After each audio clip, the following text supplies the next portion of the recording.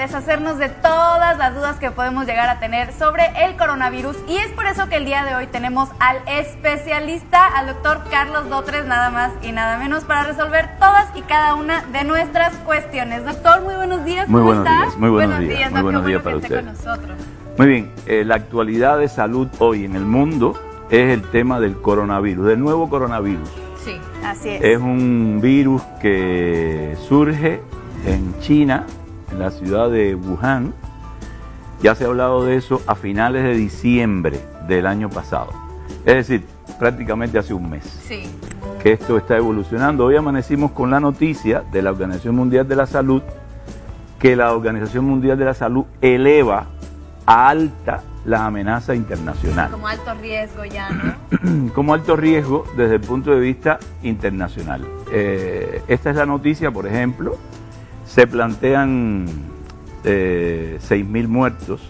Este es el coronavirus, es un virus en forma de corona. Ajá. Yo quisiera que dejaran esa lámina porque es importante decir que los virus que producen infecciones respiratorias, muchos de ellos tienen como característica que se multiplican y cambian genéticamente y por ende se hacen más virulentos al hombre en animales salvajes. Oh, okay. Es decir, estos virus tienen características de hacerse más virulentos cuando se desarrollan en animales salvajes. Ahí tenemos, por ejemplo, de todos los virus respiratorios, porque son más de 250 tipos y subtipos, etcétera, son los virus de la influenza y el coronavirus. Estos son los virus que más se desarrollan en los animales salvajes, que además pasan después, esos animales salvajes no tienen enfermedad, pasan a los animales domésticos y de ahí al hombre en su interrelación. Claro. Y después entonces el hombre recibe ese virus nuevo, no tiene inmunidad contra él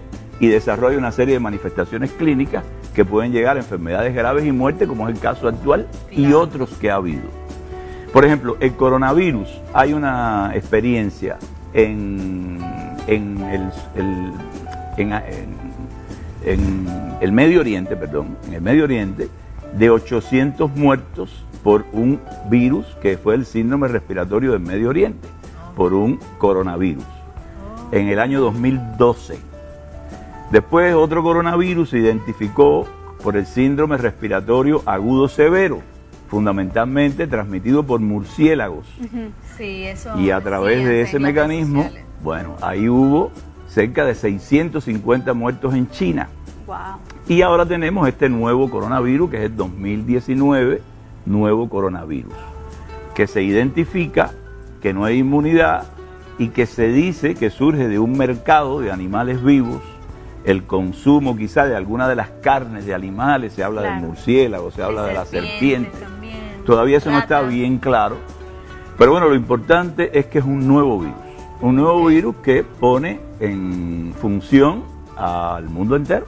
Claro. Incluso en China hay más de 50 millones de personas que están en un cerco sanitario para tratar de evitar que se disemine en China y que se disemine al mundo. Claro. No obstante a eso han aparecido casos en distintas partes, en Estados Unidos, en Canadá, en Europa, en el sudeste de Asia, que están relacionados todos con viajes a esa área geográfica. Claro. Y que han venido, bueno, con algunas características clínicas respiratorias. Claro. Doctor, cuando nos infectamos del coronavirus, ¿a qué órganos nos afecta? Bueno, las manifestaciones clínicas de la enfermedad. Hoy se está diciendo que hay algunos aspectos se está estudiando esto, no llevamos un mes. No, claro. Cada día hay información nueva y hay que tener en cuenta eso. Primero que es una incubación de aproximadamente 2 semanas, es decir, donde el individuo no tiene ninguna manifestación clínica, pero tiene el virus y puede contaminar a los demás. Eso es algo que pone a uno en condiciones más difíciles. Sí, claro. Después hay personas que son prácticamente asintomáticas, es decir, que han sido capaces de defender contra el virus. Se le han hecho estudios, se ha visto que es positivo al virus, pero no han hecho manifestaciones clínicas. Otros que han tenido manifestaciones respiratorias de tipo gripal, las mismas manifestaciones que da una influenza. Además hay manifestaciones generales del cuerpo, dolor en el cuerpo, como pasa con el dengue, por ejemplo.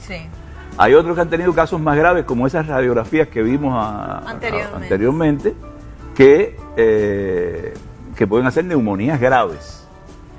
Por ejemplo, a la izquierda de la pantalla de la televisión es una placa relativamente normal, una radiografía de tórax, y miren a la derecha la diferencia que hay, porque hacen un distrés respiratorio, una bronconeumonía con edema pulmonar y todo. Eso es lo que lleva a la muerte prácticamente a la mayoría de los enfermos. Ya se está reportando un niño de 9 meses y además son susceptibles de más riesgo las personas de más riesgo, los menores de 5 años, los mayores de 65 años, las personas que tienen enfermedades crónicas, los inmunoinsuficientes, etcétera. Y las manifestaciones también, como en la gripe, no solamente pueden ser respiratorias y generales, como dijimos, y las formas asintomáticas o las formas graves como estábamos viendo, sino que también puede haber otras manifestaciones como manifestaciones digestivas, diarrea, vómito, malestar, etcétera. Lo que sí es importante llamar la atención es lo siguiente. Primero, el mundo está ante una situación real.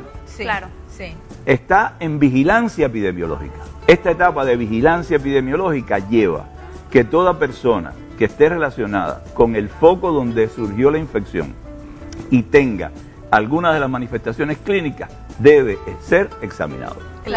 O algún tercer persona que ha estado en relación con esa que sí estuvo allí. Porque ya decimos que hay un periodo, llamamos de ventana, de 2 semanas donde el individuo es asintomático. En México se han estudiado 7 casos sospechosos relacionados con el lugar y con manifestaciones clínicas. Y todos han sido negativos. En México no ha habido hasta este momento, según las informaciones oficiales, no ha habido ningún caso. Y están tomadas las medidas de vigilancia epidemiológica. Ahora, esto es bueno porque nosotros está transcurriendo la epidemia de la gripe, de la influenza, que va a estar hasta marzo. Siempre, yo he venido a hablar aquí un montón de veces y no me cansaré de hablar de la influenza. La influenza produjo el siglo pasado epidemias de millones de muertos. En el 1918 la fiebre española, después hasta el 2009 que hubo una pandemia, fueron 16.000 muertos en el mundo, mucho menos que 32 millones, pero ya la influenza se conoce más, hay vacunas, sí hay tratamientos antivirales contra la influenza, pero sobre todo la vacuna. Sobre todo la vacuna. Y además puede ser tan grave, incluso se ha demostrado científicamente que el genoma de este virus, coronavirus, que tiene ahora el mundo revuelto, patas para arriba, es menos agresivo que los virus de la influenza. Es decir, que nosotros cualquier año podemos tener un virus de la influenza mucho más agresivo que este coronavirus que está corriendo ahora. Y esto facilita encontrar un antídoto hacia este virus, ¿verdad? Lo hace mucho más fácil que si fuera un virus de influenza. Bueno, es que son diferentes. Y entonces tú tienes que utilizar antivirales diferentes que neutralicen los mecanismos de activación viral. Y la vacuna es diferente. Es decir, los mismos medicamentos que se utilizan para la influenza no se pueden utilizar para este coronavirus. Y sobre la influenza, terminar diciendo que está demostrado que la persona que se vacuna todos los años, las formas clínicas que tuviera, si hubiera una epidemia grave o una pandemia grave de influenza, serían menos severas. Es decir, que en conclusión, estamos ante una alerta mundial por un nuevo virus respiratorio de la familia de los coronavirus que dan manifestaciones clínicas diversas y que afectan fundamentalmente a las personas de más riesgo, que hay que tomar una serie de medidas siempre para prevenirse cuando en el mundo, aunque en México no tenemos problema, a mí me ven muchos cubanos también, en Cuba tampoco tenemos problema, y en muchos otros países no tenemos problema de América todavía. Problema quiere decir, el problema lo tiene todo el mundo, la latencia, nosotros no sabemos qué va a pasar mañana. Eso. Pero lo importante es que ante manifestaciones respiratorias, miren, ahí están las medidas a tomar para la prevención. No saludar de mano o beso, lavarse las manos frecuentemente, porque estos virus, igual que los de la influenza, los coronavirus, se pueden transmitir por el contacto, por las secreciones. Cubrirse la boca al estornudar con la parte interior del codo, Ajá. no utilizar el teléfono celular de otra persona, es decir, tener los artículos de nosotros, prescindir de acudir a lugares muy concurridos, consumir alimentos bien cocidos y agua simple potable o embotellada y evitar contactos con personas que evidentemente presenten alguna infección de las vías respiratorias. Claro. Hoy sí está circulando aquí en Cancún y en México el virus de la influenza, Ok. que no tiene nada que ver con el coronavirus, No. Sí. pero que las medidas de prevención son las mismas. Claro. Que por suerte sí hay tratamiento y también hay vacunas que están a disposición de todo el mundo. Y terminar diciendo que hay futuras amenazas relacionadas con todos estos cuadros de infecciones respiratorias agudas y que desgraciadamente no todo el mundo, ni en los sectores de la salud, ni en los sectores de la población, valoran estos procesos como deberían, porque Ya. como vemos, pueden producir muertes y pueden producir efectos económicos. Hoy se están Sí, viendo noticias sí. relacionadas con El petróleo, la con, bolsa. con las afectando bolsas todo y con todo, porque lógicamente es un problema global. Claro. Hoy el mundo está totalmente globalizado. Tú te montas un avión y dentro de 12 horas estás en Asia y entonces ahí estás transportando cualquier tipo de De enfermedad. cosas, claro que sí. ¿Usted cree, doctor, entonces que la gente aquí de repente podría estar exagerando un poquito más el cómo se sienten con respecto al coronavirus, cómo lo está viviendo? Yo no sé cuál es el criterio de las personas. Yo lo que le puedo decir es que desde el punto de vista personal, desde el punto de vista científico, ante una alerta mundial uno tiene que estar en alerta. Claro.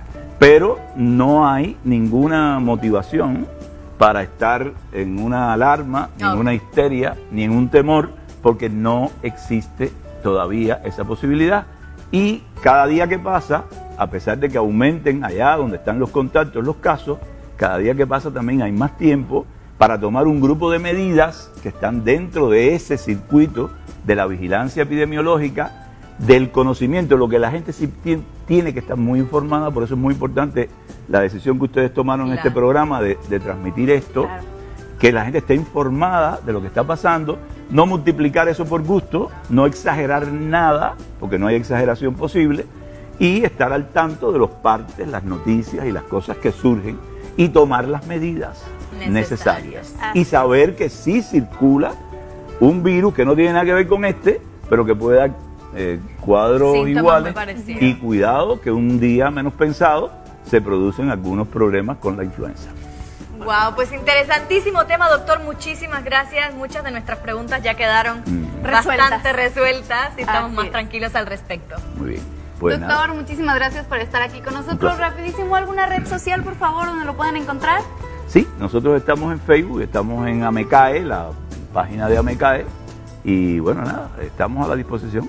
Excelente. Muchísimas gracias, doctor. Amigos, espero que muchas de sus preguntas también hayan quedado resueltas, así como nosotros. Vamos a una pequeña pausa y regresamos aquí en Supermanzana 21.